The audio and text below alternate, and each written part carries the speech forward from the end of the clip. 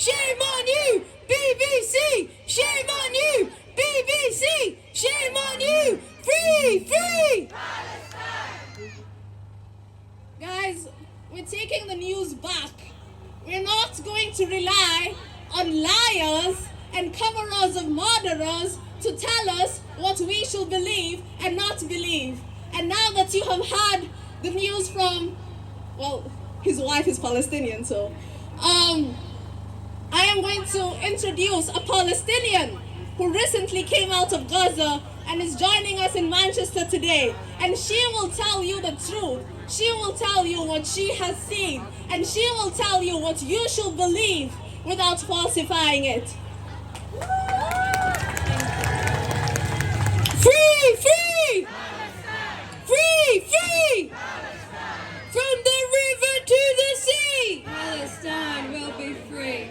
BBC! Shame on you! BBC! Shame on you! Assalamu alaikum. My name is Nora, and my family, my siblings, my parents and I, we moved to Gaza in August to get to know a family that we were never allowed to know, to go see a family that was never allowed to come see us. But it stopped. On October 7th, we woke up to a reminder that this is not a normal place. A reminder this is a place where oppression has lived for decades. A place where a child is a target. A place where a school is a shelter. A place where your home is your grave. And now it's gone from a prison to a concentration camp. They have lived under violent Israeli occupation for decades. For 75 years, they have had their rights stripped from them. The Palestinians study so hard, yet they lose job and education opportunities. They die on the borders because they cannot leave to get medical treatment. They are born and live in refugee camps with no opportunity to escape poverty. They go out to fish, but a wall of boats shoot at them if they go too far. There's a long list of the violence that happened against the Palestinians, and they've endured it for decades. They are now enduring bombs, raining bombs, all day, all night. The tanks fill the roads and soldiers surround the schools. The food is non-existent. The people live outside the schools and the hospitals in tents while it's raining and it's getting colder. There's no sanitary bathrooms or no sanitary water. I was there for the first 27 days. I sat under the bombs. I walked through the rubble, and I remember preparing myself every night for when preparing myself that I may not wake up in the morning. And now I'm here debating with people what is right and what is wrong. How is killing it's common sense, it's logic. Killing is not right. Why do we have to debate with people that it's not right? Why do we have to stand out here fighting that killing kids, killing families, killing unarmed civilians is wrong? Why do we have to fight for that? This carnage is like unprecedented. The level of carnage does not benefit anyone. It's just disastrous for anyone. Yet our leaders support them, and the media, the Western media, follows in their footsteps. You can look for the facts so easily. You can search up the facts so easily.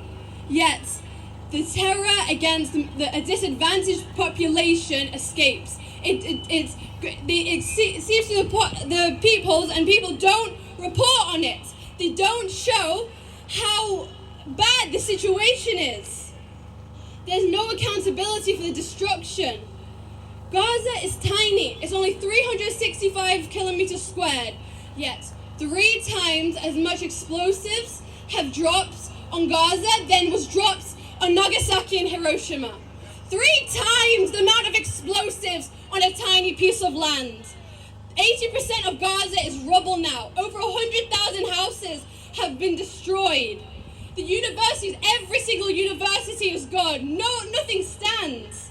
Every single, two-thirds of the hospitals have been destroyed. Over 40 ambulances have been destroyed, bombed. It was a mother and a daughter going to the bathroom outside a church, and Israeli snipers shot them. An old woman and her daughter, they shot them outside a church. And now even the Pope is calling this an act of terrorism. This is beyond war, this is genocide. Israel are terrorists. 153 countries support a ceasefire, yet our politicians and this Western media is so corrupt. They continue to fund and support such a terrorist organization. It's ridiculous. It's ironic. It's hypocrisy. The list of war crimes committed by Israel goes on. You've all read the news. It's ridiculous, and no one holds them accountable. That's the problem. There's so much corruption that we cannot hold them accountable. And how will they stop? We come out here how many weekends? And it gets worse and worse and worse. At school, since I left, I can't get the feeling of helplessness. Like, I feel helpless every single day. I can't get in touch with my relatives at all. It's so degrading, and the helplessness devours you, the guilt devours you. At school, I wrote ceasefire on a Palestinian flag and put it on chocolates and just handed it out to the kids. Yet, I was called in and said, I couldn't do that.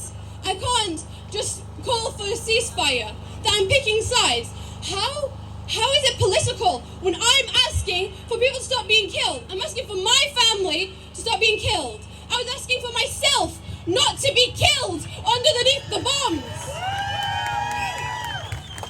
Free! Free! Palestine! Free! Free! Palestine! From the river to the sea! Palestine will be free! From the river to the sea! Palestine will be free! From the river to the sea! Palestine will be free! Free! Free! Palestine! Alright, I've lost 2 of my aunts in a span of 2 weeks, leaving 9 of my cousins without their mum. I lost my classmates, who now him and his entire family were killed in an Israeli airstrike, leaving only his sister a survivor. What kind of pain must they be going through? I had relatives that go back to their house to get food because they don't have food, but they were bombed. It was just 4 women in 1 car, yet they were bombed in their car. What justification do they have for that? What excuse is good enough for that? Every day, a message or a call can mean I've lost somebody else. I open my phone, another neighborhood is bombed. Another 100 people have died. Another 1,000 has been injured. More people have been arrested or beaten up. When will it stop? What is the limit? How many more people need to die? How many more supplies need to be taken away? How many more houses need to be destroyed before the leaders interfere? How much? It's ridiculous. It's complete annihilation of an entire race, a population. It's annihilation, ethnic cleansing, and it's not stopping. Israel is trying to erase them. They're trying to erase a population. They've done nothing wrong. They've been killed, oppressed, kicked out from their houses. Houses stolen, houses demolished, family killed, arrested. They've lost so much. Why is their existence so threatening? There's enough land, there's enough food. Why is it so threatening that they could not give Palestinians their human rights? How can there be 2 sides when Israel wants just a land for Jews, when there's already a population there? There's people there, living families that have done nothing but exist. They've done nothing wrong. My family, my cousins, the kids there, they've done nothing wrong but live as best they can in a place a place that they've been limited in so much. They've done nothing wrong but exist. Why do they have to pay the prices for the history of the European crimes? Why do they have to pay the price? They did not do anything to them. Why do they have to pay the price?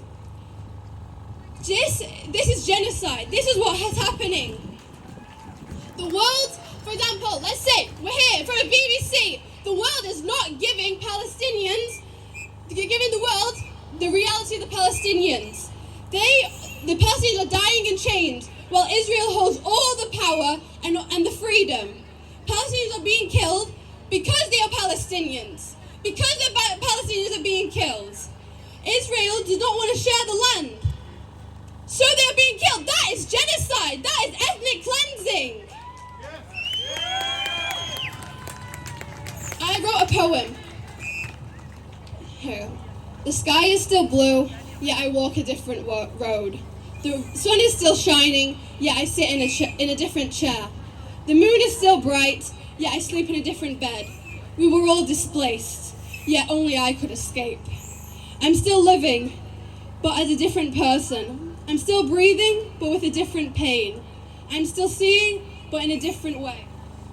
The world full of corruption, calls for dehumanization and death. A clear line has been drawn between humanity and evil. A world where the only thing a blind heart can see is pain as a sufficient condition and life as a sufficient price. They walk the grey streets. Their homes lay in dust piles. They hear the planes, the bombs pounding into the ground. They lay awake on those cold, unlit nights. They hear the gunshots echo through the darkness. If only this was a bad dream that they could wake up from. Yet, as the pain tries to burn them, they still rise. How heavy must the rubble be as it crushes you from all directions? Yet they remain faithful to what they will. The Palestinians, whose rights have been robbed from them, still resist. In the faces of injustice, they still stand. As their homes crumble, they still live on. Their tears wipe the smoke from their faces. Is our blood not red enough? Is our tears not real enough? Are our cries not painful enough? From the eyes of light, tears fall. In the hearts of faith, there is still ache. The ones who have suffered more. From what they have lost, to what they are enduring, to what they will encounter. They walk the grey streets. Their homes lay in dust piles. They hear the planes, the bombs pounding into the ground. They lay awake on those cold and lit nights. They hear the gunshots echo through the darkness. If only this was a bad dream that they could wake up from. Yet, as the pain tries to burn them, they still rise. How heavy must the rubble be as it crushes you from all directions? Yet they remain faithful. One day we will look at this event in history and see it for what it was, for what it is. It is not controversial. This is a Zionist killing. Just how we now learn about slavery, segregation, and the Holocaust, and so many other humanitarian crises. This will be known as an exile and slaughter of people whose land was stolen. And they will one day be free. Palestine will be free, and this will be looked on from the point of view of the Palestinians who they have been oppressed for so long. Free! Free! Free! Free! Palestine. From the river to the sea! Palestine will be free! From the river to the sea! Palestine will be free! 1, 2, 3, 4! Occupation no more. Okay. We're all standing here. We are on the right side of history. The people that are not, they will one day realize that they will fail. They have failed and will fail. Israel is losing so much support, and we will succeed. And I want to add, thank you so much for everyone standing here right now. You think that maybe they don't see you, but they see you. When I came out through the border and I looked on the TV and I saw the millions of people protesting, it lifted me up. Like from how much we went through in the war, and that was only the first weeks. It's so much worse now. So they see you, the Palestinians see you, they appreciate you, and together we will free Palestine.